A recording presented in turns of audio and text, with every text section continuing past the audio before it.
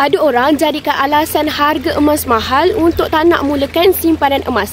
Ada juga orang jadikan alasan harga naik untuk berhenti menyimpan emas. Malah, ada juga orang jadikan alasan harga turun untuk tidak menambah simpanan emas. Sebab itu, ramai yang buat silap. Tunggu harga emas setiap masa. Sebaliknya, harga emas makin lama makin mencanak naik.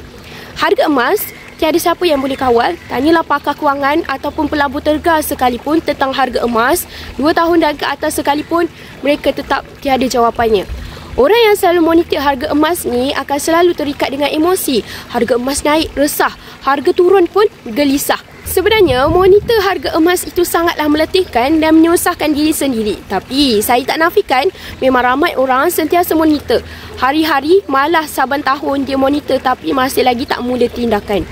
Cara terbaik ialah fokus sahaja kepada pertambahan gram emas mengikut target dan matlamat tuan-puan. Terus menabung secara konsisten mengikut bajet setiap bulan sehingga cukup 2 hingga 3 tahun ke atas. Percaya atau tidak, selepas 2 tahun atau 5 tahun yang akan datang, yang menentukan tuan-puan berjaya mencapai objektif kewangan yang menjadi penyimpan emas yang berilmu melalui simpanan emas bukanlah harga emas tetapi berapa banyak gram emas yang berjaya dikumpulkan. Lagi banyak gram emas yang dikumpulkan, lagi tu untunglah tuan-puan. Sudah tentu harga emas ketika itu lebih tinggi daripada hari ini. Jadi bagi tuan-puan yang masih lagi belum bertindak, jom ambil peluang daftar akaun emas Public Gold hari ini dengan menabung gram emas melalui akaun emas Gap serendah minimum RM100 sahaja.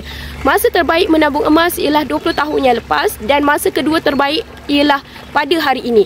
Nak mula menabung emas dengan ilmu, tuan-puan boleh rujuk di pin video saya untuk 5 langkah daftar akaun Public Gold dan saya akan bantu tuan-puan sebaiknya.